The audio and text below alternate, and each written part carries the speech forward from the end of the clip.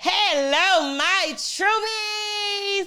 My name is True, and if this is your first time tuning in to Truebies God Podcast, welcome. And for those of you who have been rocking with me for the longest, I appreciate you. Welcome. Tonight, we are talking about really just taking inventory and just retention and consistency leads to reaching our goals. So I'm gonna break down some things. A lot of these things are things that I've been practicing for the last few years, and I'm excited to finally share it with the world because I see what it's done for me in these spaces. So like when I'm talking about finding balance at this point, it's different now than what it was for me a few years ago.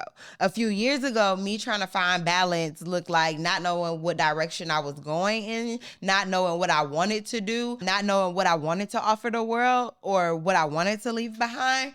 And now me taking balance looks like, okay, is this adding to what my goal is? Is this adding to where it is that I'm looking to go? And if it's not, I have to take inventory and I have to get it out of here.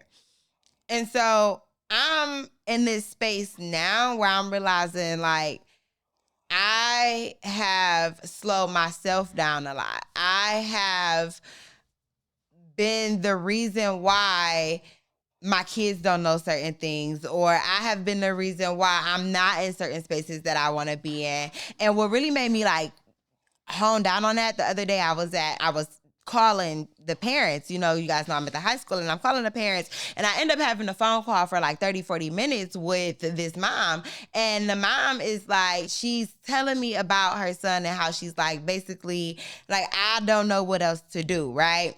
And when I looked at those things, when I looked at the conversation that we were having, and I really like took it home and started analyzing it, I'm like, dang, she's doing the same thing I'm doing. She's taking inventory. She's like, there's no rule book to this. I don't know what I'm supposed to do. I just know that I have an end goal that I'm trying to reach. And so now I have to stop and take inventory. And so at the end of our conversation, I'm circling it back around. At the end of our conversation, what we talked about is, she said, you know, if you have resources or a solution or a plan that we can put in place, I'm willing to do whatever.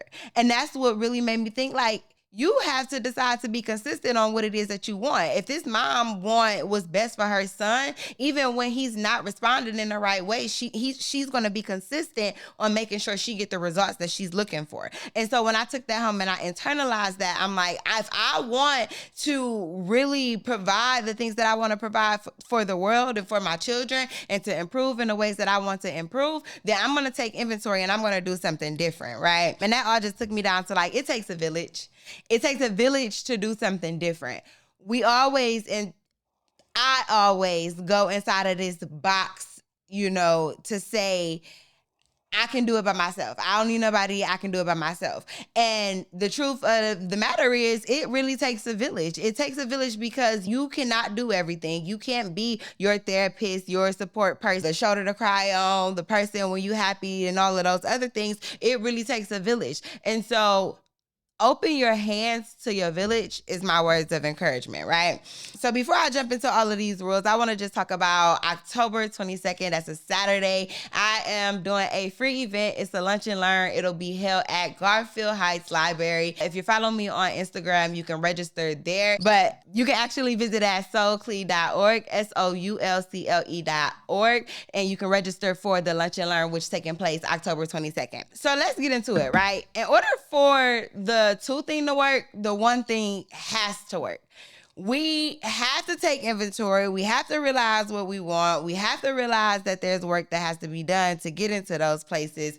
And we have to be willing to do the work to get there. So if you haven't taken inventory and you haven't sat down to really figure out which direction you are going in, and you haven't figured out what you want for yourself and what makes you happy and what makes you sad and what direction you want to go in, then it's impossible for you to add another person into that. It's impossible for you to go and collaborate with another business or another brand if you don't know how you want your brand to look to the world. So you have to make sure that if your brand palette is going to be this color, if your logo is going to be this way, if this is the message you are going to represent with your brand, or if this is the type of person you are going to be, then you want to make sure that you are stepping into the room as that and you understand what it is that you want before you go and ask another person to join that. A lot for myself, I think that I'm in this space of like still mastering the one thing. So I was just really talking about how I'm still figuring out, trying to find balance in my target audience. I've been in a lot of spaces to where I've been able to retain clients for the maximum of like a 6-month period. But then after that, I see things start to fluctuate. And usually it starts to fluctuate because I can only grow you to where I've grown to. And so that's where I'm in this space to like, all right, now that I've grown to these new levels, now that I've accomplished some new things, where do I find a balance in who my target audience is? And that's my version of doing the two things. I know how to collaborate. I know what brands I want to collaborate with. I know how I want to present myself to the world. I know the message that I'm putting out there. But now, because the message has grown, so has the audience. And now I'm in the space of like, how do I find balance in that? So that's something that I'm working to do. I know one thing as far as retention, though, I will share like one of the things that work for me as far as retaining clients is really cultivating a relationship. Like taking my mind off of the idea of like, I have to sell to you, I have to get you to purchase this product, or I have to get you to stay for 6 months, or I have to get you to stay for 1 month. It was really just about, what are your needs? How can I service what you need? If you are the person that does not know how to audit your social media account, or you don't know how to send an email, or you don't know how to build a strategy to meet your goal, then how can I assist you in doing that? Versus me saying like, or approaching it in a way to say that, okay, I'm just about to sell. Now you do have to know how to close. Closing is a essential part of all of it. If you can't close and get that client to be comfortable with even spending their money with you, then the retention never comes in the first place, right? So a thing that worked for me was also like developing a second set of eyes for yourself and for how you are operating things. Like you have to ask yourself, like, what's in the driver's seat of my business? What's in the driver's seat of my life? What's controlling what's controlling or determining how I do something, what time I wake up, how much time and energy I put into sending out or connecting with my clients and so forth. Because when you decide those things and when you decide to put a second set of eyes on it, then you're able to see like, oh, this is what's slowing me up. Or, oh, I need to just spend an extra hour on sending out emails every single day. Or, oh, maybe I need to turn my phone off for that hour while I'm sending out those emails so that I can just stay focused on the task at hand. While I'm talking about emails, though, I want to talk about HubSpot. That's something that I actually was talking about on my Instagram.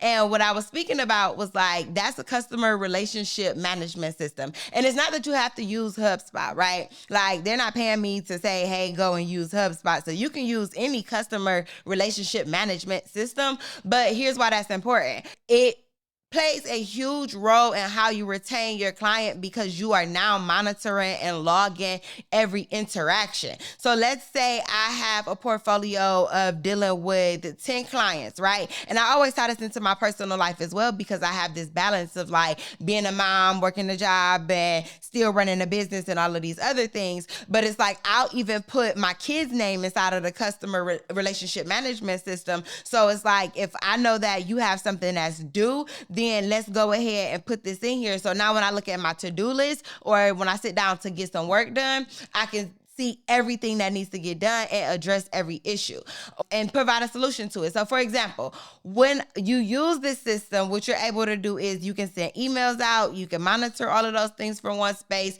you can create landing pages, you can create website pages, you can create blogs that interact with your customers, they can create tickets. So let's say they have a specific need or something that they want serviced from you, then they can create a ticket on their end and it'll automatically come to you. So when you sit down to get your work done, you now know that, oh, I talked to Tammy 2 days ago, but then now she just put a ticket in saying that, she's ready for a follow-up. So you might have been expecting to follow up with Tammy in a week, but now that she put this ticket in, you can see it immediately versus missing a text message, missing an email, or any of those things. And like I said, when you are managing 10, 12 different people or different projects, those type of systems become essential. So that is one of my essential tools that I've been using for retention as well. So again, Apollo 13 rule. I want to talk about that, right? So the Apollo 13 rule is something that I got from Judge Lynn Tyler, and I think I talked about her in the last podcast as well. But she have a few books that I read that really inspired me. So I would definitely highly recommend just, checking out her collection. But the Apollo 13 rule is something that she talked about where when you run into an issue, you have to lay out all of your solutions and choose the one that fits best for you. And so what I've learned is that not only apply in my personal life, but that also apply in my business life as well. So oftentimes, whether I run into an issue with a client, whether it's retaining a client, whether it's a client having an issue, whether it's at home, any of those things, the thing that I've learned is I have to put myself in a place to say, okay, I can do this, I can react like this, or I can react like that. And then when you determine what's in my best interest, what's gonna get me to my goal. And I think oftentimes people forget what the end goal is, and that's why they go ahead and they spaz out, or they just don't stay consistent, or they don't go and continue that project that they're doing, or they stop reaching out to those clients, or they stop sending those emails, or any of those things. And so you have to just remember, let me lay out my options, choose what fits best, and then stay consistent behind what it is that I'm doing. Don't forget what that end goal is. Don't forget the direction you're supposed to be moving in. Because here's the thing, when you lay out those options and you know what your end goal is and where you're supposed to go, anything that does not fit, you're not going to do. If you know that, okay, if I respond in this way, it's going to move me away from my goal, then you're not going to respond in that way. You're going to be more likely to put in more thought and more energy and more effort into doing something different. So, like I said, making sure that we're using our second set of eyes and so forth. So I want to just remind y'all again about the Lunch and Learn that is coming up October 22nd. Please do not forget. Now, this is limited spots for the Lunch and Learn, right? So the Lunch and Learn, we're going to be talking about ideas. We're going to be talking about strategizing ideas, not only creating them, but managing the idea and then growing it. So in there, we'll be talking about different tools. We'll be talking about fund development. We'll be going into tools you can use to manage that idea and so forth, like we just talked about with the HubSpot and the customer relationship management.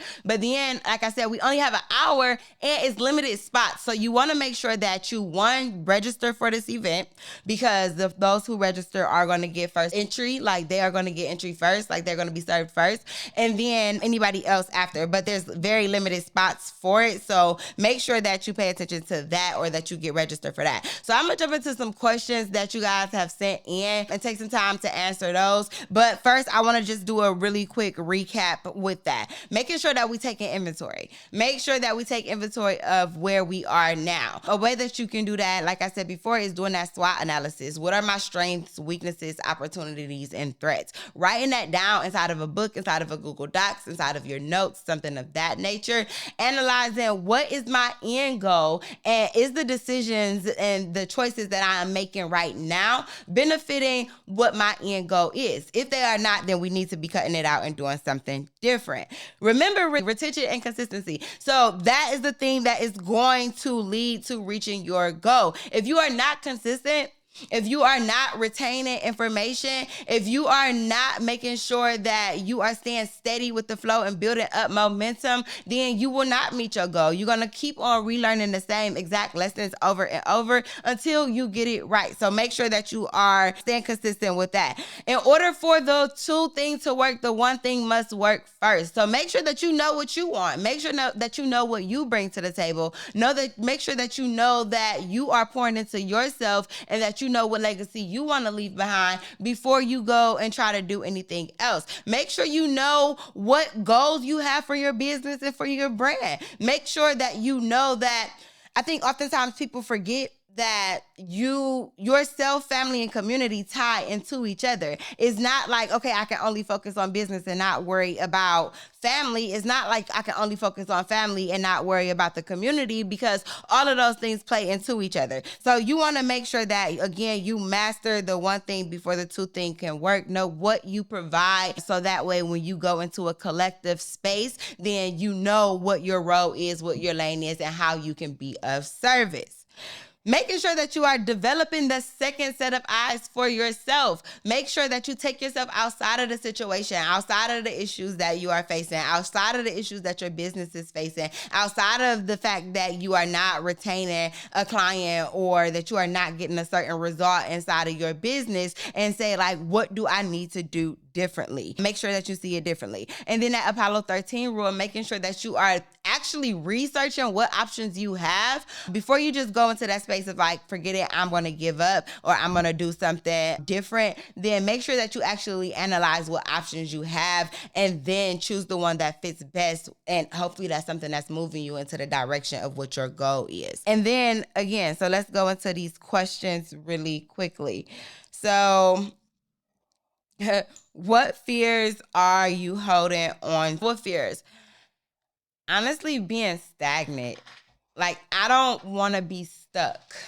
I'm afraid of a year from now, I'm going to be trying to accomplish the same goals that I'm trying to accomplish right now. One thing about a goal is our goals grow. Like, our vision oftentimes do not change. Like, it might expand, like we might see things more clear or might add more things to it, but we oftentimes don't change the vision that we want or that we see. However, I'm afraid that I will be stuck trying to figure this shit out.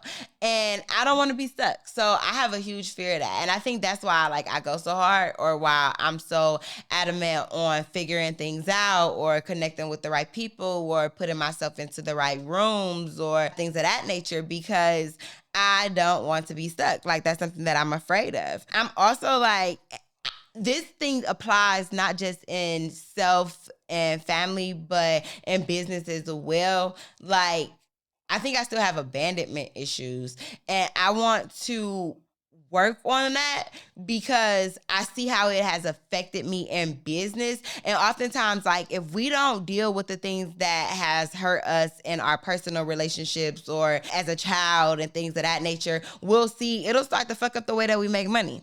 And so, like, I'm tired of things, or I have this huge fear of things interfering with the way that I make money. Not that money is everything, but money is a tool that I need to make sure that my family is okay and that I'm okay and so forth. So for me, it's like, I want to make sure that I can deal with the fact that it doesn't matter if this client leave you. It doesn't mean that you weren't great at doing your job or providing this service. It means that maybe you guys have outgrown each other, or you've accomplished what you needed to accomplish in this space, and so forth. The next question: what role does relationships play in your lives? What role? So I kind of was going to go into like personal relationships, but honestly, I think relationships are relationships, whether we're talking personal, whether we're talking business. Of course, the type of relationship is going to determine how we handle that person, how we talk or what we talk about, and how we grow and all of these things.